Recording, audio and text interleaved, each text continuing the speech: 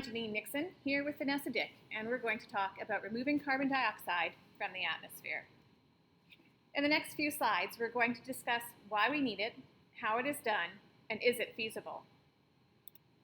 Why do we need carbon dioxide removal? If we look to the carbon dioxide levels graph to your left, we see that although atmospheric carbon dioxide levels have fluctuated for the last 400,000 years, in all that time the level has never surpassed the 300 parts per million until relatively recently. Since the Industrial Revolution, anthropogenic carbon emissions have added an extra 2,000 gigatons of carbon into the atmosphere. As the graph implies, this is not part of the natural carbon cycle. As it stands right now, the Earth's natural carbon cycle is well over its maximum capacity, and if global population growth estimations are correct and the future carbon emissions will not just continue to grow, but will grow exponentially. With more carbon being mobilized from the lithosphere to the atmosphere, we will continue to see global warming increase, and if it is not mitigated, it will potentially reach a level that we can't reverse. There are two ways to remove carbon dioxide from the atmosphere: biological and engineered. Both approaches use methods that occur in nature, but scientists are manipulating the systems to increase their efficiency, their effectiveness, and to also accelerate the processes, all with the intention of creating negative emissions technology that will not add carbon into the atmosphere, but will actually reverse the process and take carbon out of the atmosphere and put it back into the lithosphere, lowering the current carbon dioxide levels back into the range of Earth's natural carbon cycle capacity. The biological approaches we researched included reforestation and biochar as potential negative emissions technologies. While reforestation seems like a common sense approach, it does come with a high level of unseen complexity. Some experts estimate that 10% of Earth's land would need to be a tree reserve. To put this into perspective, we would have to turn almost all of Canada and the United States into forests. Not only land mass is important, but these trees would need water and nutrients, which limits which land can sustain this vast amount of trees. The best suited for this endeavor may already be in use, and convincing those using it to give it up to plant trees may not get the response necessary. As you can see, a common sense solution can be more complex than it initially appears. While as a total solution it may not be viable, it could still be part of a multi-approach solution. It should be noted that prevention of deforestation would be better than reforestation overall, with tree harvesting restricted and strictly monitored. The second approach would be manufacturing biochar and then using it as an atmosphere cleaner. Biochar has several positives. Its biofeed is dead matter that would add carbon to the atmosphere as it decomposes, but by using pyrolysis to manufacture it into biochar, you prevent the carbon from being added to the atmosphere, and once made, it can be used to filter the atmosphere, removing more carbon. And finally, it is then put into the soil where it can take decades to hundreds of years to break down, all while it increases the soil's health. It should also be noted that the quantity of biochar needed is akin to the amount of trees needed in the reforestation approach to have a measurable impact on the carbon content in the atmosphere. In 2014, the Intergovernmental Panel on Climate Change included biochar as a negative emissions technology, and with this designation, the European Union is obligated to fund research in it. With this added research, perhaps science will find a way to increase its impact, making it a viable solution to global warming. As said a few slides ago, engineered carbon dioxide removal is one of two ways to remove CO2 from the atmosphere.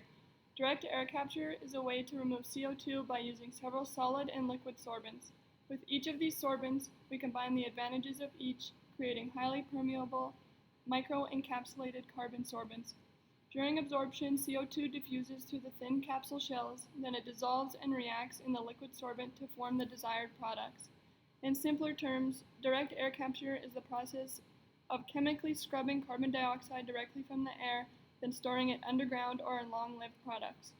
However, direct air capture is very expensive because it requires a huge amount of heat and power inputs.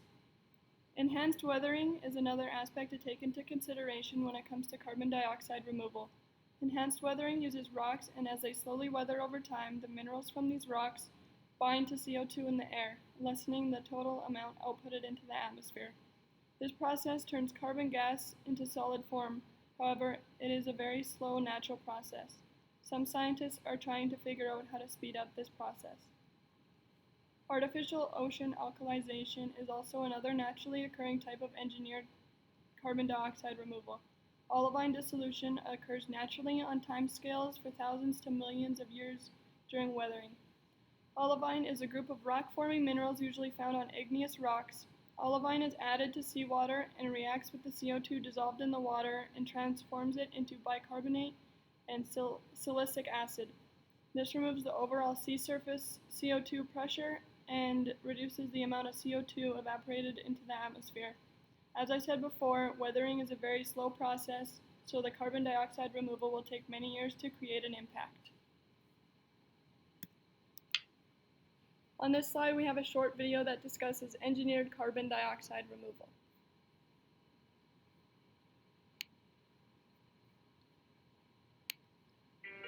In order to achieve the 2-degree global warming target, from 2050 on, more than 10 gigatons of CO2 need to be removed from the atmosphere every year.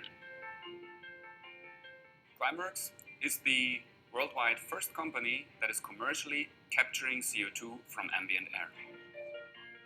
The Climeworks technology is based on a cyclic, so-called adsorption-desorption process. The heart of our technology is a novel filter material, which specifically captures the CO2 on its surface once it's in contact with ambient air.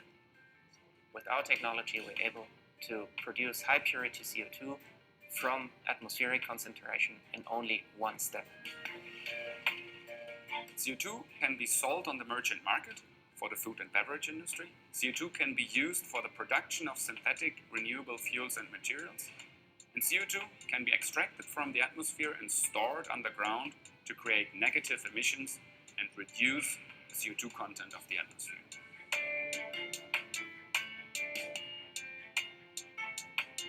We have put together a strong complementary mix of expertise in engineering, in chemistry, in business development, and in finance. We can build commercial plants going down to 50 tons of CO2 per year, up to 100,000 or even a million tons of CO2 per year. In our current assembly line, we can produce up to 150 CO2 collectors per year, which is the equivalent of 7,500 tons of CO2. Climeworks is building the worldwide first commercial direct air capture plant. It's the first one to serve CO2 to a customer. The plant will be located next to a greenhouse here in the vicinity of Zurich, and we will supply the CO2 to the greenhouse operator that will fertilize the plants because they grow better when there's a lot of CO2 around. The plant also sits next to a waste incineration plant directly next door, and from this plant we obtain heat and electricity to run our facility. The plant will deliver around 900 tons of CO2 per year to the greenhouse, which is supposed to increase the crop yield by around 20 to 30%. We always had this big vision of building up technology that could impact one of the biggest challenges humanity ever faced, which is climate change. I think the most exciting part about the work we have been doing over the last 8 years at Climeworks is to see a scale up from laboratory, which is several milliliters of CO2 per day, to reach commercial scale this year, where we produce 900 tons of CO2 per year. It is our vision to capture 1% of global CO2 emissions in 2025. To capture 1% of global emissions, we would need to install around 750,000 shipping containers filled with CO2 collectors. And this is the amount of shipping containers that pass through Shanghai Harbor in 2 weeks. This is something that global economy can manage.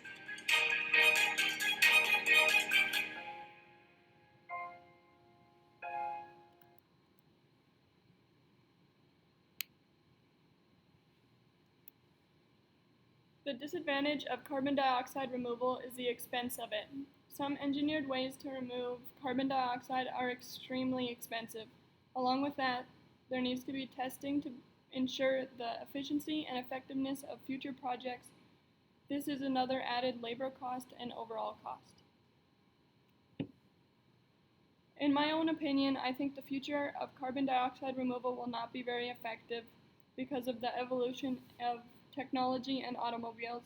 There is no way to completely remove CO2 emissions.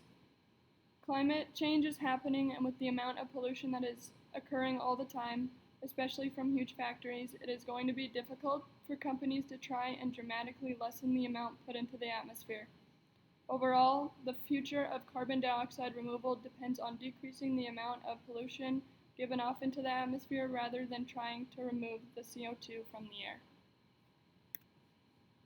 In conclusion, many companies are looking to remove CO2 from the atmosphere, but in order to make a dramatic difference, there needs to be a combination of all.